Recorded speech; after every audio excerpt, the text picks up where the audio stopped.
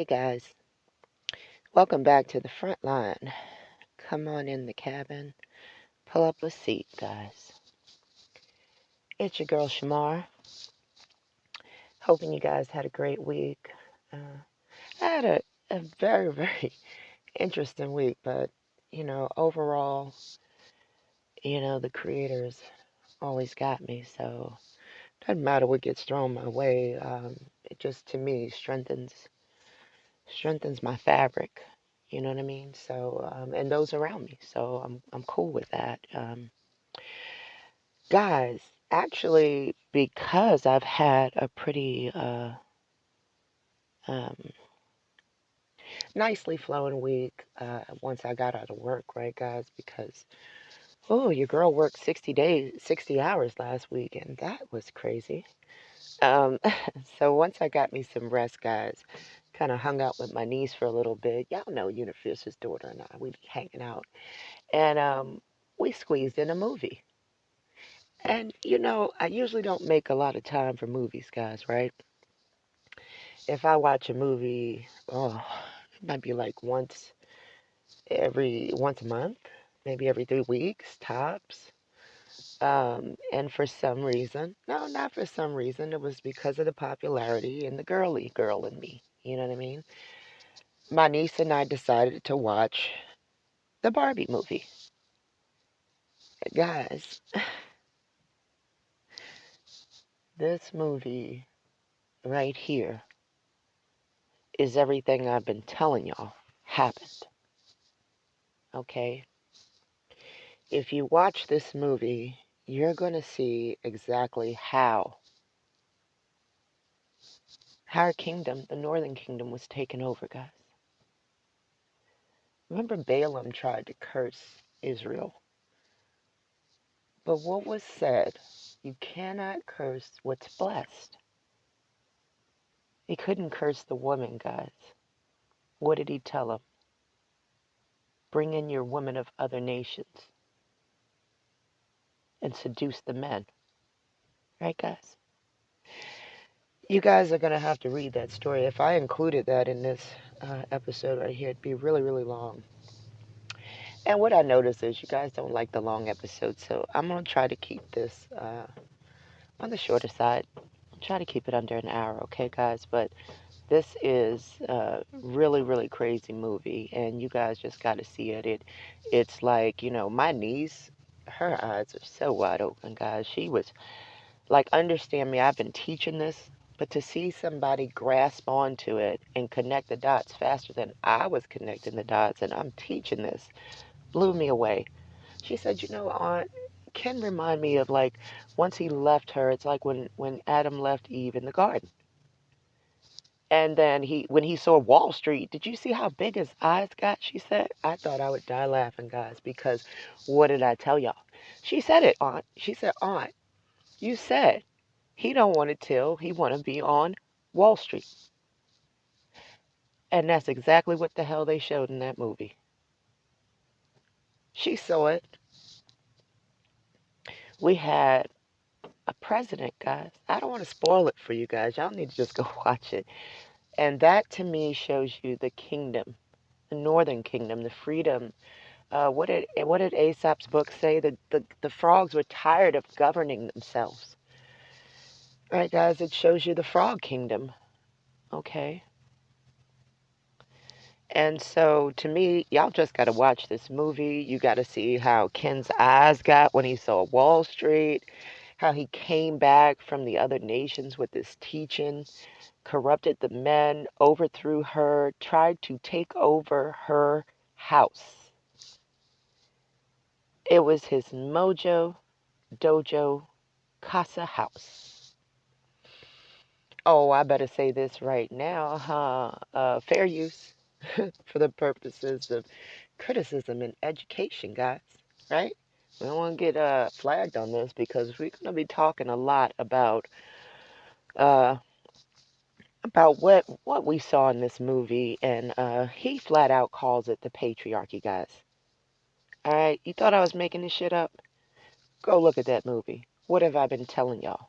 The Pater Familias, right? Well, watch Ken show you it. He's going to show it to y'all, guys, just what it looked like. The ladies said they went to being something looked at instead of controlling their governments. And they were dressing up. They were showing you it, how some of us sold out for these garments that I told you they made. One of the ladies had on a little teddy. Right, guys, I can't make this stuff up. It's right there in your face. Go watch the movie and you'll see what I'm talking about. But, guys, this is KENLAND. Yeah, you better go watch that movie. You'll know exactly what I'm talking about. But let's get into it because I don't want to spend all day harping on this. Let's go. Let's get into what was going down, guys. All right. Because check this out, right, guys? Um, After I watched this movie, um, it reminded me of what have I told you guys, the story of Esther, right? And we're going to come back full circle to the story of Esther towards the end of this chapter. Sorry, not this chapter, towards the end of this show, okay, guys? But it's going to bring you back into a full circle of what I've been telling you. Esther is a story of a woman who bowed at the feet of her idol, which was her husband, because it was that king that instituted the edict that all men were to be called Lord in their house. It began with the story of Esther, guys, and it's coming back full circle.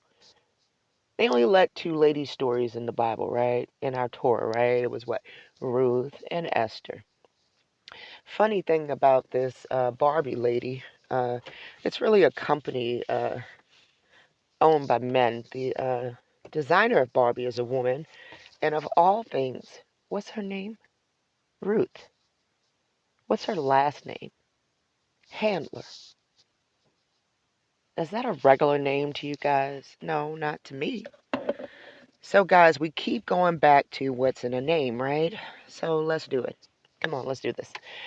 All right, Abraham. So, we're going to go to Genesis 24, right, guys? All right. We're not going to spend too much time in this. I'm going to get what I need out of this and try to move on.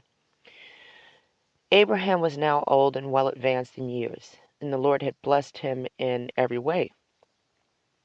He said to the chief servant in the household, the one in charge of all that he had, "Put your hand under my thigh.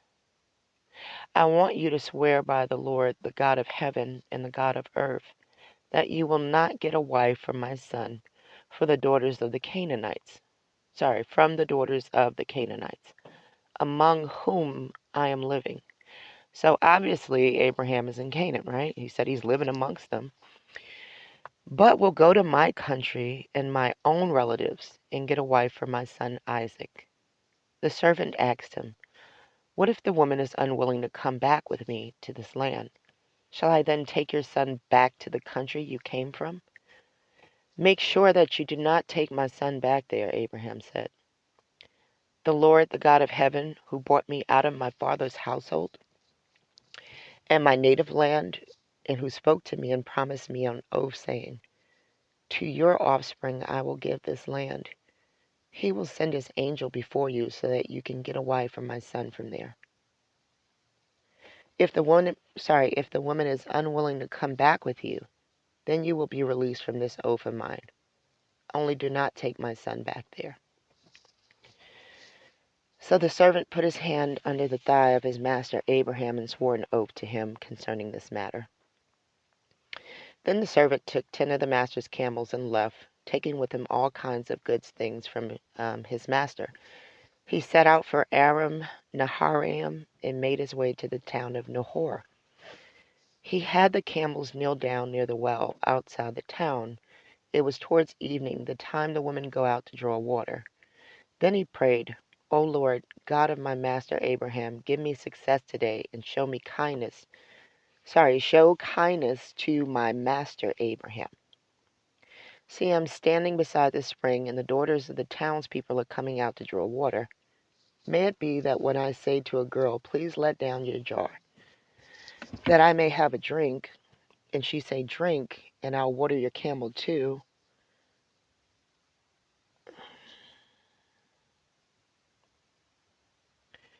Let her be the one." Look, I done lost my place. I'm right here. Let her be the one you have chosen for your servant Isaac. By this I will know that you have shown kindness to my master." Before he had even finished praying, it says, Rebekah came out with her jar on her shoulder.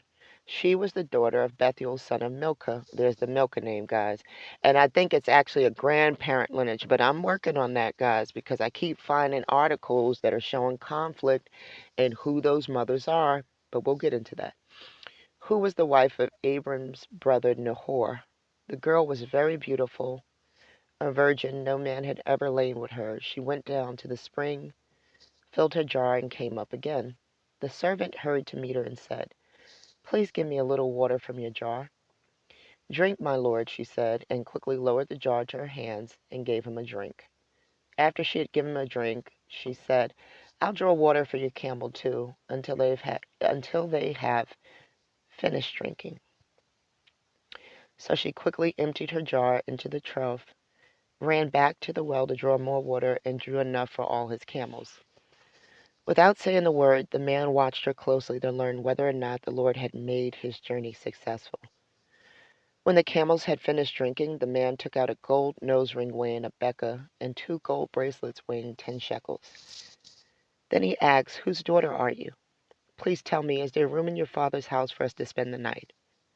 She answered him, "I'm the daughter of Bethuel, the son that Milcah bore to Nahor." And she added, "We have plenty of straw and fodder, as well as room for you to spend the night." Then the man bowed down and worshipped the Lord, saying, "Praise be to the Lord, the God of my master Abraham, who's not abandoned his kindness and faithfulness to my master. As for me, the Lord has led me on the journey to the house of my master's relatives." The girl ran and told her mother's household about these things. Now Rebekah had a brother named Laban, and he hurried out to the man at the spring. As soon as he had seen the nose ring and the bracelets on his sister's arm, and heard Rebekah tell what the man said to her, he went out to the man and found him standing by the camel near the spring. "Come, you who are blessed by the Lord," he said, "why are you standing out here? I have prepared the house and a place for the camels." So the man went to the house, and the camels were unloaded. Straw and fodder were brought out for the camels, and water for him and his men to wash their feet. Then food was set before them. "I will not eat until I have told you what I have to say." "Then tell us," Laban said. So he said, "I am Abram's servant. The Lord has blessed my master abundantly, and he's become wealthy. He's given him sheep and cattle, silver and gold, maid servants, camels and donkeys. My master's wife Sarah has borne him a son in her old age and has given him everything he owns. And my master made me swear an oath and said, 'You must not get a wife for my son from the daughters of the Canaanites, in whose land I live, but go to my father's family and to my own clan and get a wife for my son.'"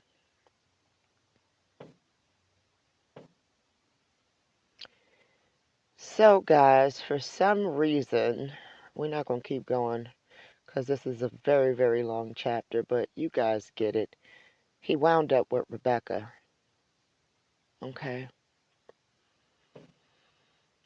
And it was very imperative that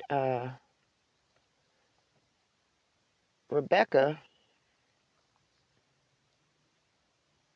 it says, "Go to my father's family and my own clan and get a wife for my son."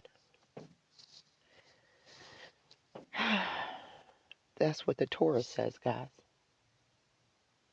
Now, why was Abraham so serious about this? That it was an oath that was taken. Guys, why was he so adamant that this wife be taken from amongst his own clan?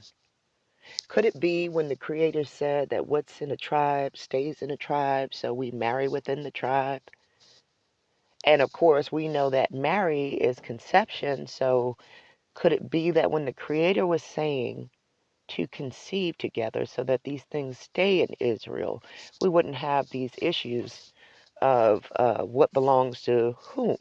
It would be very apparent, but guys, it's looking like the men who didn't like, you know, uh, this authority that was placed on the water. Y'all don't understand. The tribe is popping off. We got Mimi is researching the animals, guys, and y'all are going to be blown away. We ain't leaving no stone unturned over here. Okay? KG messaged about the water, reminded him of portals. Unifierce is talking about portals. My niece is talking about this is Babylon. Guys, y'all don't understand. We are popping off over here, guys. It has been a sparklet. Strong's 216, it has been a sparklet over here on the front line. And it's a pleasure to be amongst all these great minds, guys, because all it takes is a spark, guys, and this has lit a fire. People are messaging me out the woodwork about, clarity. You know what I'm saying? How something said over here that led to clarity over here or there. And when you think of the woman as a portal, I think of the word, um, the drinking from the cup of forgetfulness. We've heard these terms, right, guys? That amnesia, right? So you would forget. Well, amniotic fluid, y'all, right? So I'm still working on that, guys. But listen, you guys got to see. We're going to keep going with this. Why Abraham was so adamant that Rebecca had to come from his clan. Let's keep going. Now Esau, if we remember, did some crap to piss off his dad, right? It was Jacob and Esau, and he wanted to piss off Isaac, right? Because Isaac at this time the had given the birthright to Jacob, right? But let's keep going. So Esau's bitter, of course, because he didn't get what he thought he was going to get. I mean, most people usually are. So let's keep going with his story. So in Genesis 26:34 to 35, it says, when Esau was 40 years old, he married Judith, the daughter of Beri the Hittite, and Basemath, the daughter of Elon the Hittite. And they brought grief to Isaac and Rebekah. In Genesis 28:9, it's a little further, and Esau went to Ishmael and married, besides the wives that he had, Mahalath, the daughter of Ismael, Abram's son, the sister of Nebaioth. Then in Genesis 36, Esau took wives from the daughters of Canaan, Adah, the daughter of Elon the Hittite, and Oholibamah, the daughter of Anah, the granddaughter of Zibeon the Hivite. Also Basemath, Ismael's daughter, the sister of Nebaioth. Okay, so Esau is just marrying everybody. A lot of these people are Hittites. Remember who else was a Hittite? Oh gosh, Bathsheba's husband at the time that David put on the front line, which I wondered how she got away with marrying a Hittite, but we won't go there, right? It's a man of another nation, and David just followed up behind him, huh? I guess. Listen, guys, we ain't here about David. People so touchy about David. I am not in the mood. I want to stay focused right here on this foolishness that Esau was doing, though, guys, because he's marrying quite a lot of Hittites. He's trying to piss Isaac off, like you wouldn't believe. So he did that. It looks like he married like 4 or 5 people here. I can't keep count, but it was a lot of them, okay? So let's keep going. So we see clearly Esau is marrying women of other nations, right? Let's keep going. So guys, we got into it a week or two ago, right? About, I want y'all to look at this picture. We got into it a week or two ago about how men have designed a lot of these items and things like this that the women wear, right, guys? So this is a picture that I got from the movie release of the movie Barbie, right, guys? Because I done told you guys that this movie had, this was the patriarchy right here. Coming on into Israel, the northern kingdom. The women are in bliss. You know, they're not subjected to rulership. You see those two X's over there spinning around, right? You think that's by accident? No. You see it's on a DNA pattern. You see that? There's three strands. One, two, three. Clearly. All right, guys. So, Barbie is in bliss initially. She's got it made. And here goes the Kens, right? So this is your main offender. Everybody's named Ken, and everybody's named Barbie. Okay? Kind of like Adam and Eve, if you ask me, in a weird way. But anyway, let's go back on over here, right? So Esau is marrying women of other nations, right? Let's keep going. I wanted to get into this name Barbie, right, guys? Because after watching this movie, I'm like, well, wait a minute. This is a lot of info here to take in. It's almost like somebody's telling me the story of how the Northern Kingdom was conquered, right, guys? And what it looks like today, right? Remember, guys, I told you about that great forsakening coming. Like, what is that for, and why does he keep mentioning men specifically? I showed you Adam left the garden alone. This movie is showing you that when he leaves her and he goes back and he's teaching this sour grape crap to the men. These are the sour grapes, guys. All right, so I wanted to get into the name Barbie, right? So the woman who made Barbie says she named it after her daughter Barbara. You could do a search on Barbara. You can do a search on Barbie. It's going to bring you to the same meaning. Okay, guys? All right, let's go for it. All right, it says it's of Latin origin. Barbie, a girl's name, is ideal for your little doll. It's a shortened form of Barbara and means foreign woman. You see that, guys? From the Latin term barbarous. That's not going to be anybody's first thought when they hear the baby's name, though.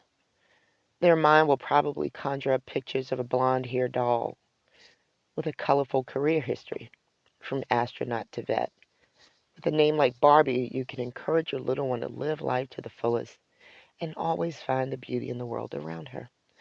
Plus, it has a fun 50s style nostalgia that adds even more character. Sure it does. Makes you want to dress up like a little doll, doesn't it? It has made grown women reduce themselves to this. We got the whole Barbie movement, right? So then I wondered, well, what does Ken mean, right? The origin is Celtic. Ken is a boy's name of Celtic origin. The strong name translates to born of fire and handsome. Its roots also spread towards a whole host of names. You got Kenneth, Kendrick, Keenan, Kendall, Mackenzie, just to name a few. However, Ken stands solidly on his own as a given name. Ken exudes a light and friendly energy that is sure to match the baby's personality. Similar names. Let's go down and see what similar names they got here. Well, we got Kenny, Kent, Kane. Kane again. Kane again. Kane again. So we got 4 references to Kane here, right? Yeah.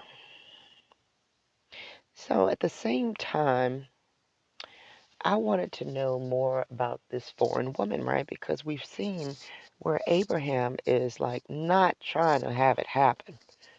Okay. So let's go to this article, The Strange Woman of Proverbs, right? Because there was a lot of reference to a strange woman in Proverbs, right? You only got to read a couple of chapters and see that this book is very gender entrenched, right? Right from the gate, you know that wisdom is feminine, okay? You can't misconstrue that.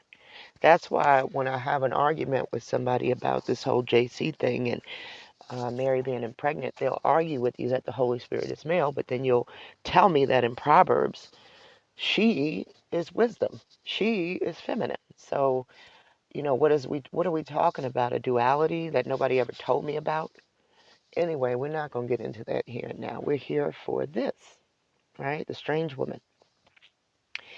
Just as in our own day, the word strange can carry many meanings, depending on who or what is being called strange. In the book of Proverbs, the father figure often warns his son against the dangers of a woman, who is described as Zara, a Hebrew word that can mean the strange woman, loose woman, alien woman, and foreign woman. Okay, guys? Who is the strange woman of Proverbs, and why is she described as strange? The strange woman of Proverbs is compared to an adulteress with her smooth words. Right here in Proverbs, it says her lips drip honey and her speech is smoother than oil. But in the end, she is bitter as wormwood, sharp as a two-edged sword. She figures in a story about a foolish young man who is accosted at twilight by a woman dressed like a prostitute, who with smooth words sexually seduces him because her hubby won't be home for a long time. Like an ox. You see the reference to the animals, guys? Like an ox led to slaughter, the foolish young man follows the strange woman, not knowing that it will be his death. You see this? But y'all don't want to hear me when I tell you about this forsakening that's coming, right? Why it keeps looking like it's to the man. The woman contrasted to a faithful wife. The young man is exhorted to rejoice in his wife. May her breast satisfy you at all times. May you always be intoxicated by her love. The son should not be intoxicated by the Zara or embrace the bosom of an adulteress. There is also a historical backstory for the strange woman in Proverbs. Although she's primarily depicted as an adulterous wife who threatens to entrap the son sexually, the strange woman may also be a foreign woman or a socially unacceptable Jewish woman. Proverbs was written during the time when the Jews who were exiled to Babylonia returned to Judah. Returned to where? Judah. Okay? These exiles were the former elites of Judah, its nobles, officials, and priests, whose positions, wealth, and property were lost while they were exiled. When they returned to Judah, these elites wanted all their status restored, which inevitably led them into conflict with those already in the land. The exile elites believed that they were the true Israel with a sense of entitlement and a desire to their supposed ethnic purity and selectness. Intermarriage with local women, right here, naturally occurred. Some of these local women were ethnic foreigners. Now they want to go with ethnic foreigners, right, to soften it. All right, some were Jewish women, but who had gone into exile, thus were not part of the returning group. Others were women who worshiped foreign gods. What did the Creator say was going to happen if your daughters date the sons? If you give your daughters away, or if you give your sons away to these women, you are going to worship other gods, right? Let's keep going. All of these women were lumped under the term Zara because they did not belong with those who returned from exile. They were deemed strange, alien, and foreign, and loose. Right here. And loose, guys. This is how you were seduced, men of Israel. It was not the women that were seduced, it was the men, guys. Baal Peor, they could not be the proper or correct wives of these returning elites who exclusively married within the returning population. Those men who did intermarry with these strange women were eventually condemned by Ezra and Nehemiah.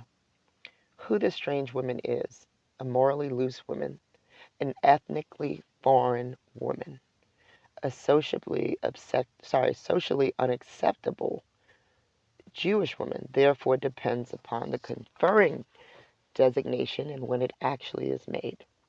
You see this? They want to try to trip you up with big words, but listen, guys, it's a foreign woman. Let's just shorten it to what it is. A foreign woman. Okay? She ain't Israel. Point blank. We know what Israel looked like, right, guys? We keep screaming it. I'm this, I'm that, I'm from here, I'm from there. Listen, guys, let's not play no games. I done told y'all, the woman is Israel. You don't link Israel back to any of the men. It is linked back to Eve. It's linked back to Sarah. This is linked back to the woman. Israel is the gateway. The woman is the gateway, guys, to your marriage, your child, the two flesh joining as being Israel, guys. I ain't saying this. The Torah said it. You mad at me? You better be mad with your choices. I ain't got nothing to do with that. When the dust settles and we look around and we see who's still there, the Torah said it. I'm just the messenger. I don't link Israel back to no man. I link Israel back to the woman. Just like the Torah said it was going to be her seed. I read the Torah. I believe the Torah.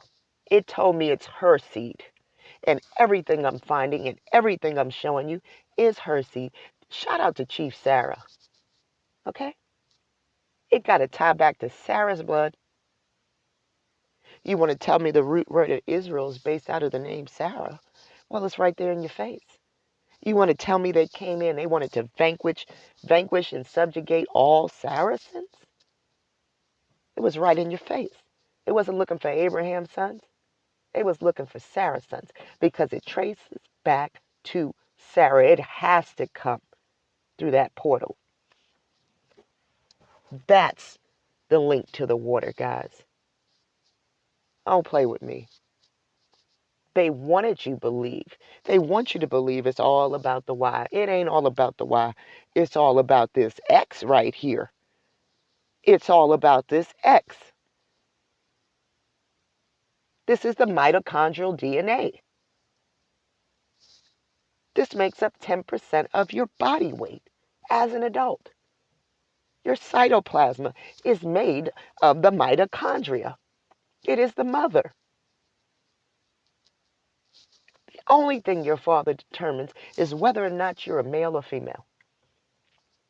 Actually, not even a female, because the embryo is female. It is the SRY that's released that will transform this baby that is actually initially female into a male. That's what the male gene does. Sorry, the male Y sex chromosome. Everything else is being determined by this mighty mitochondria, guys, that is passed down from Eve, the mother of the living, the stone the builders rejected. And here they go rejecting it, having a good old time too. Look at them. Adam was off the chain. Adam is Ken, y'all. I'm trying to tell y'all something. Y'all gonna see based off of that movie. Now let's go to Mattel. What is Mattel, guys? Mattel is the maker of Barbie. Mattel is the maker of G.I. Joe. Mattel is the maker of Hot Wheels. It's the maker of a whole lot of crap that our kids play with. I got a ton of this crap in my house right now. I'm gonna have to go bag this shit up, y'all. I'm not really feeling good about it being up in my house, guys. Come on and load already. I don't want to take the viewers on a long tour today. Hold on, we gotta reconnect. Telling me about my space running out. Oh boy, let's reload.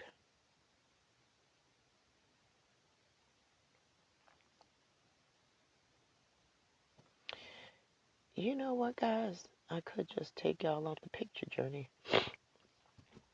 Hmm.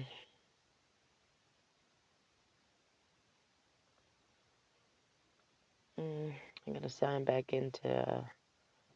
No, we ain't gonna do that right now. Hold up. I don't want to stop it. All right, so guys, this is what I'm going to say.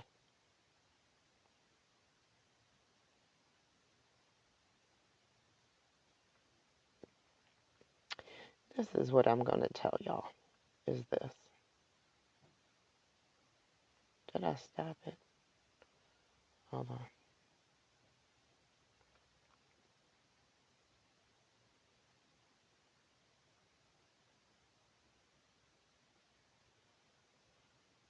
Yeah, we're still recording, thankfully.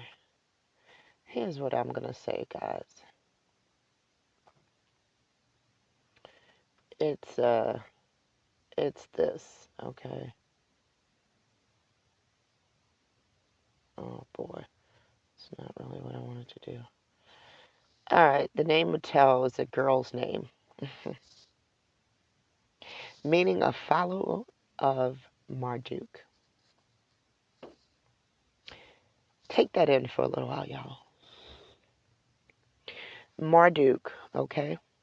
Mattel is experiencing a revival in Orthodox Jewish community where it's becoming increasingly common as a first and middle name. It's the feminine version of model, itself the Yiddish form of Mordecai.